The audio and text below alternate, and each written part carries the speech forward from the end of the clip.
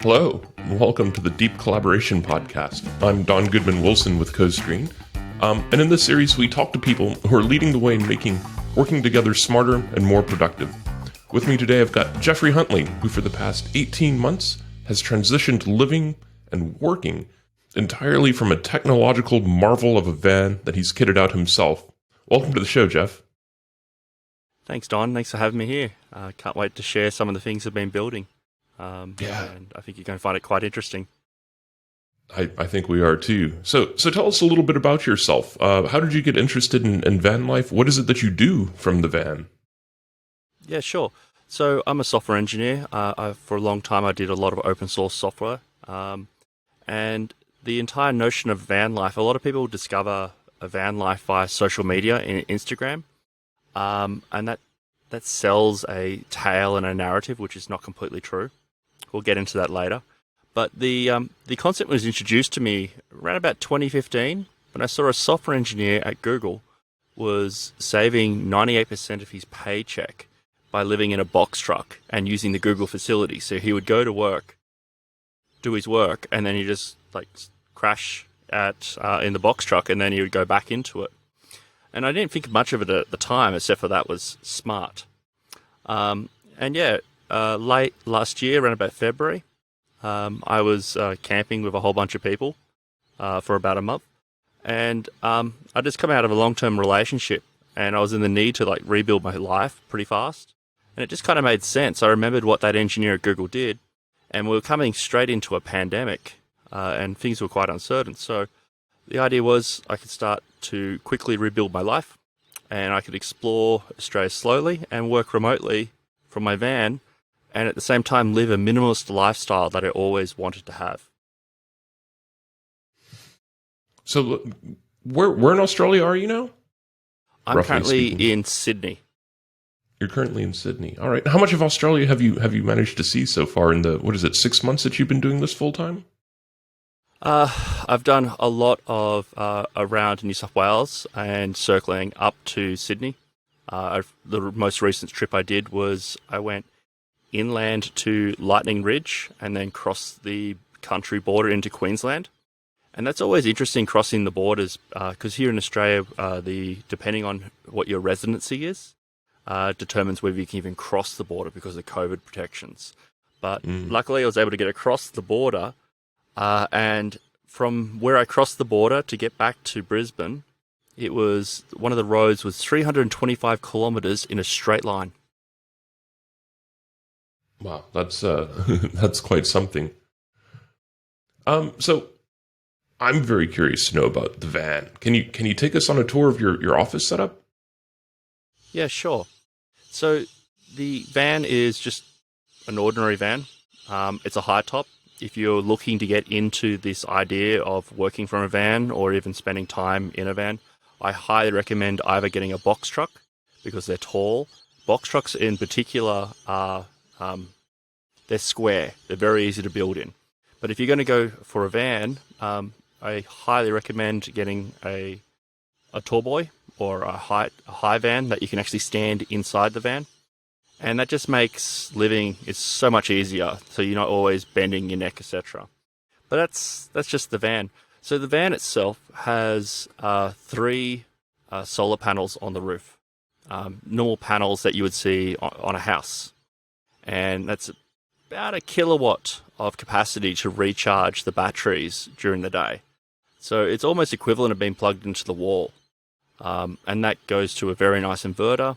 And I've got about 1950 amp hours of battery, which basically means an equivalence. I don't have power issues. Like if the sun doesn't come out for 4 or 5 days, then I might need to plug in. How much electricity in total does your equipment draw? I'm curious. Right now, as far as this podcast interview is going, I'm using 264 watts. I'm running on a desktop computer with a 1070 GTX and a 40-inch monitor. So it's not much power at all. Wow, I would have thought that, a rig like that would have been terribly power inefficient. Yeah, it's about 31 amps currently power draw. I suppose the main thing is technology has been continually improving, and we're getting to this point where this is now possible. Yeah, that's quite amazing. So how do you ensure reliable internet? I'm curious. So here in Australia, we have three 4G internet connections or providers. And what I do is I have a service with each one of them. I use desktop modems you would normally find in your house. Those modems are normally powered off 12 volts, and 12 volts is a great standard. You'll find a lot of the electronics you run in your house are actually 12 volts. So anyway, what I do is I use Huawei B818 modems. They are the best modems you can get because they support what's called carrier aggregation. They're category 19 modems. And then I connect them to external antennas. Each modem has their own antenna. So in essence, what I've got is three 4G connections with really good modems and really good antennas. Then I merge those connections into a singular internet connection. I actually bond them into a single internet connection. And then I put a hierarchy on it. At the back of the van, there's actually an external Wi-Fi adapter, an alpha Wi-Fi adapter with very good antennas. And if I'm parked near a friend's or somewhere else with internet connectivity, I'll connect with that Wi-Fi adapter. And that means I won't use the 4G data connections. When I'm in the city, I also have a 5G internet connection as well. And on pre-order right now for Starlink. But in essence, it's so many different options for internet connectivity, and they all got merged into a single internet link. How reliable is the 4G in Australia? I'm very curious to know. I know traversing the countryside in the United States, it can be really hit or miss whether or not even any carriers will have a signal. I remember I used to live in rural Colorado. I didn't live in rural Colorado, sorry. I used to travel through rural Colorado, and it was very common, for example, to lose a signal once you got off the highway. Yeah, so 4G coverage in Australia is actually surprisingly good. This is why I have one service with each provider. So typically you'll have a dropout or a black spot with one provider but not in the other. And because I'm merging all the connections together, the connectivity is pretty insane. Normally with your phone, for example, the antenna isn't that great. So even if you've got a good antenna, you still have broadcast power and receive power considerations to go into play.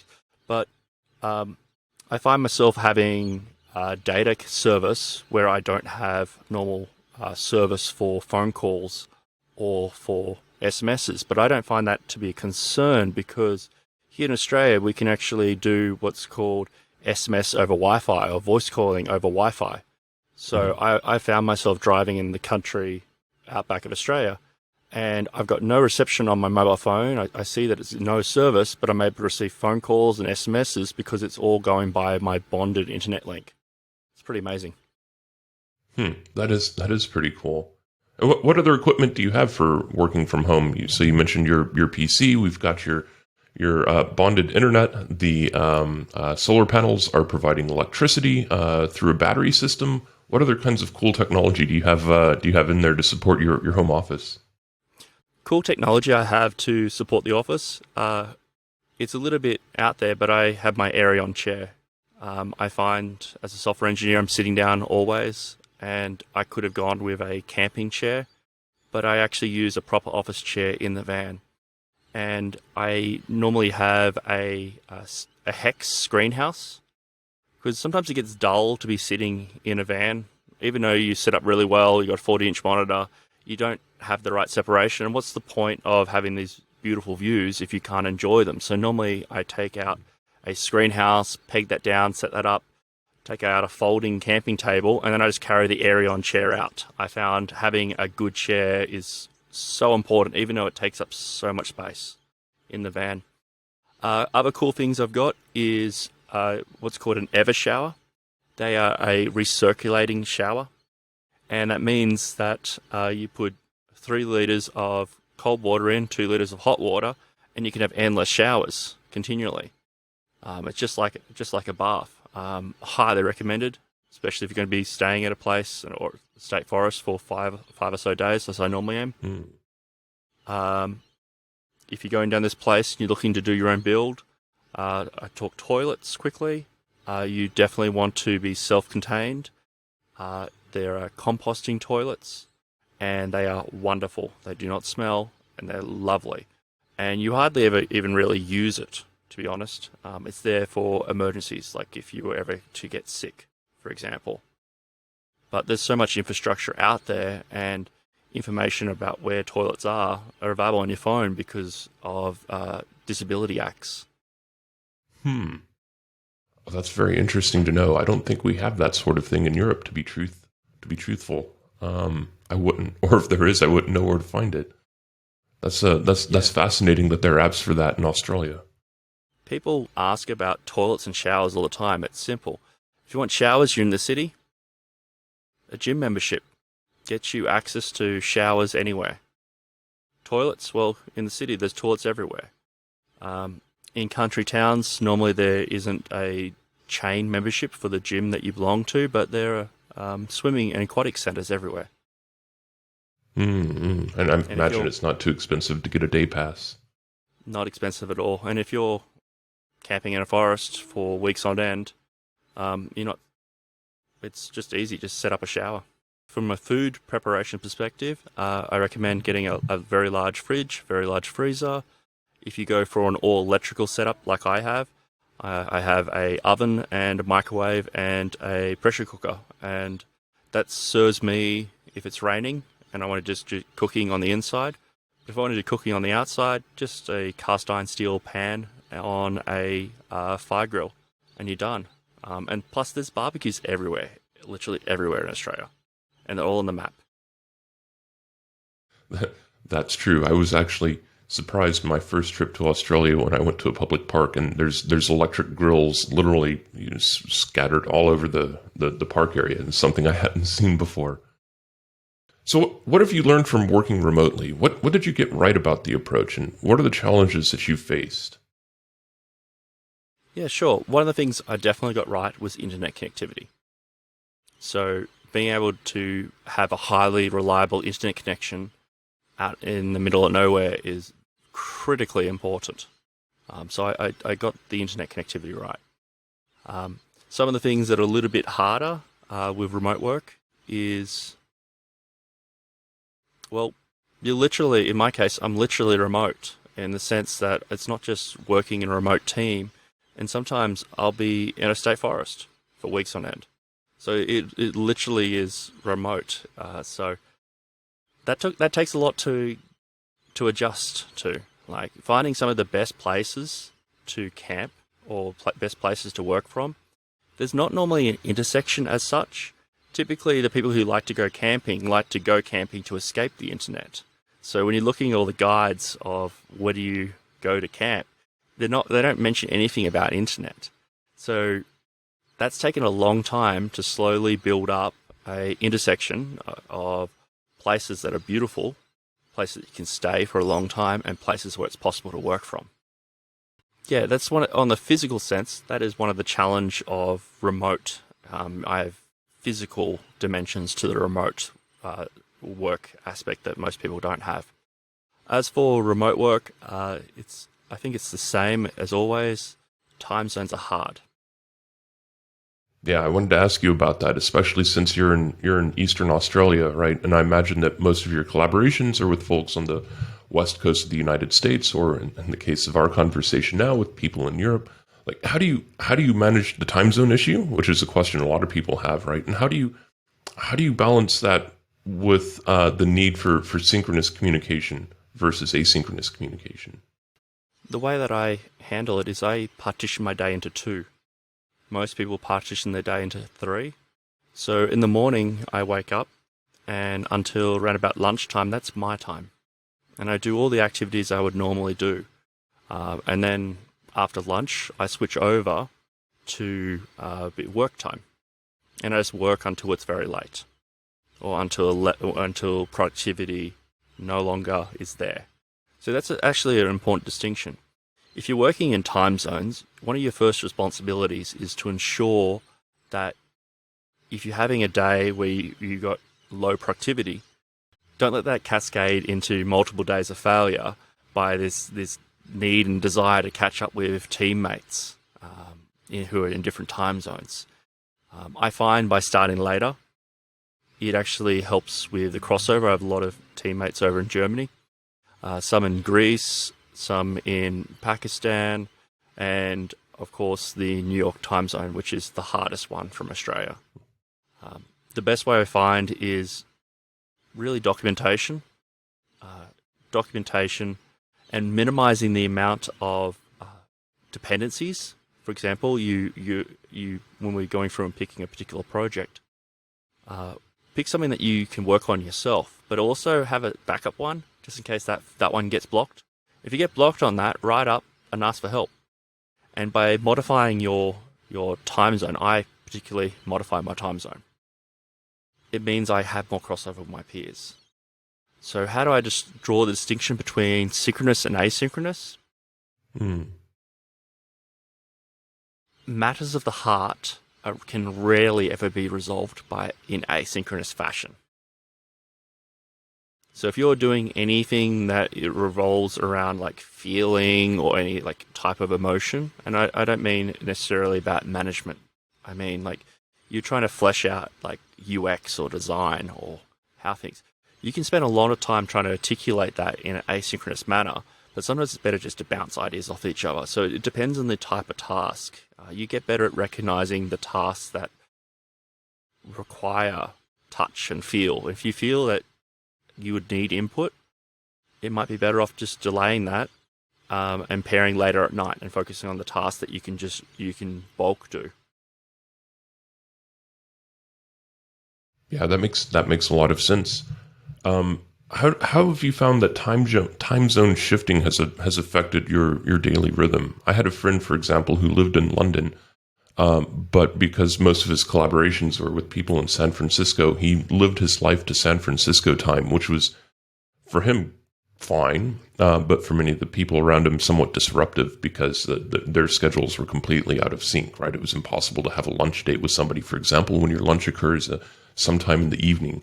Right. How has this affected you in your personal life? It hasn't, because I've actually taken advantage of remote and remote asynchrony. For example, my daughter is 4, and in a couple of days' time, I'm going to take her to see Frozen the musical. It's going to be Wednesday. So what I've done is I've switched my Wednesday for a Saturday. Right. So don't feel that like it's one way. You can make it work both ways to you. In the right team, in the right setup. Make it work for you. If you need to switch your days around, switch your days around. Likewise, what I'm doing is I've moved what normally would be my time split into 3 different partitions, and I've just moved into 2 partitions. So it's not too big of a deal. There's still, it does affect other activities, but I found it manageable. You just stop work, go to those activities, and go back to it. Yeah, so you've not only split your day from 3 partitions into 2, but you've changed your week around, so you essentially get 2 weekends, albeit one day each. So one on Wednesday and one on Sunday. That's an interesting solution. Yeah, that's just for 1 week. That's just for 1 week. I suppose if you're going to embrace asynchrony, you need to embrace asynchrony from the point of view of also work days. Right. If you have a critical dependency on people being in the office or being there on Monday to Friday, then that's a sign that you have problems with synchrony. Yeah, I think a lot of us, the biggest struggle with the advent of COVID and working from home is understanding the asynchronous nature of the work that we do. We continue to try to live our lives just like we're going into the office, and that creates a lot of undue stress, right? Because it's no longer necessary in this kind of environment. It doesn't even make sense, right? And it's been very difficult for me and for others to embrace the possibilities of asynchrony, right? And understanding when synchronous communication does have its time and its place and the importance of it, right? So as not to go fully asynchronous, because then you just end up sort of cut off, I think, from everybody. Yeah. Yeah, so that's a very nice way of putting it. The events that's happened in the world in the last year, it's a lot of people have now having to learn how to do asynchrony, and I agree. It's not true asynchrony because what's happening is people are still trying to model it in the synchronous time slot. So from your unique perspective in the van there, that how do you see the future of remote working, right, in a post-pandemic world? Yeah, so a couple of things I see towards the future of a post-pandemic world is definitely we're going to see, I hope, younger generations like actually consider that, like being nomadic, potentially working from a van and traveling. We're already seeing it. I reckon it's going to start to become more normalized.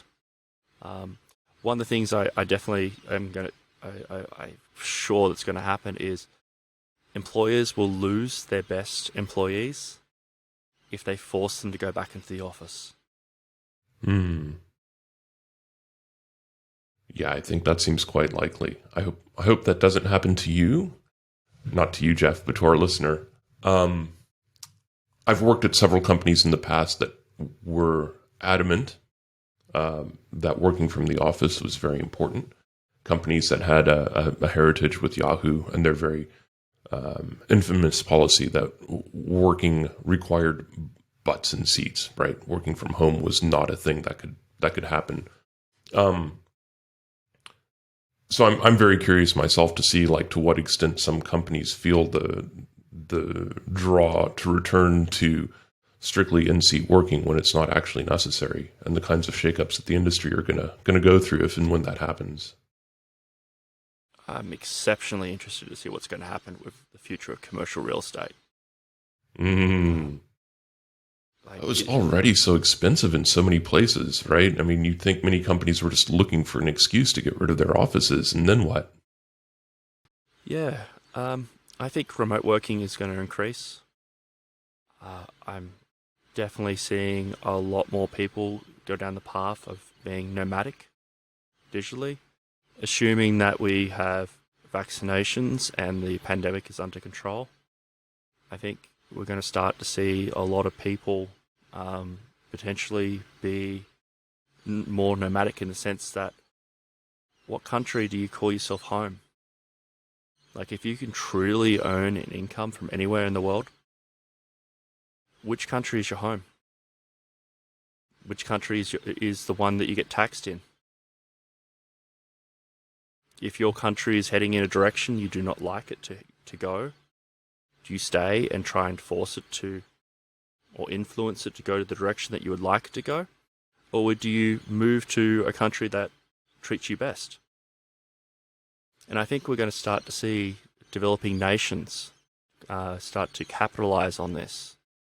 There's many nations now have very attractive programs available for people who earn income internationally. And I think we're going to see a lot more travel once again.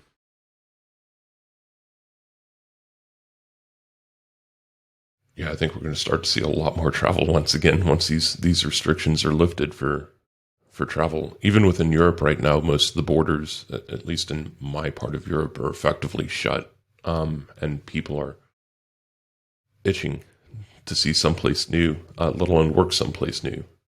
Well, before the pandemic, this is what I observed here in Australia. In Australia, typically, before the pandemic, this is what I observed. Every couple of months, Facebook, Amazon, Google, Microsoft were flying their recruiters in. And they were essentially harvesting knowledge and skill to leave Australia and go move across to America, because the visa program was very acceptable. And the financials evolved. We're talking about everywhere from 2 to 8 times the total earning potential staying in Australia. So before the pandemic, we actually had a bit of a brain drain going on. So I'd be very interested to see what will happen with that. Will that activity resume? Will we still have the big tech companies coming in here insisting that you should move across? Will that activity cease? Because that existed before the pandemic, and I'm wondering if that's going to happen again after the pandemic. And likewise, I wonder if people, now that they're now more used to remote, companies are going to start hiring for the best in the world rather than the best in the local area within a 20-minute commute to the office. So there's definitely going to be some changes to the way the labour market works, and it's going to be very interesting to observe what happens in Australia. Mm-hmm. Well, Geoff, it's been fascinating talking with you and learning about van life. I want to invite listeners, if they want to learn more, Geoff has just started a blog at ghuntley.com. The URL will be in the description once we wrap this all up, where you are documenting building out your van. Is that correct? That's correct. And I imagine the details of van life in general. Well, Geoff, thank you very much for your time. This has been a really enlightening conversation. What time is it there? It's 9:30 in the morning here, just to give viewers a sense of how this can work. It's 7:40 p.m. Yeah, so you're about halfway around the world from me. The internet can work sometimes. I like that. One piece of advice I would have is there's a website called everytimezone.com. Use it. It is really everytimezone.com. All right. We'll so share that with the mathematics of, yeah. Oh, yeah. Yeah, that's... If there weren't summertime, it would be a lot easier. But given that the United States, Australia, and Europe all go into summertime at different times, it gets really confusing about twice a year for about 2 weeks as to what the time difference actually is. All right. Well, thank you once again, Geoff, and we'll see you again on ghuntley.com. Cheers, Don. Thanks for having me on. My pleasure.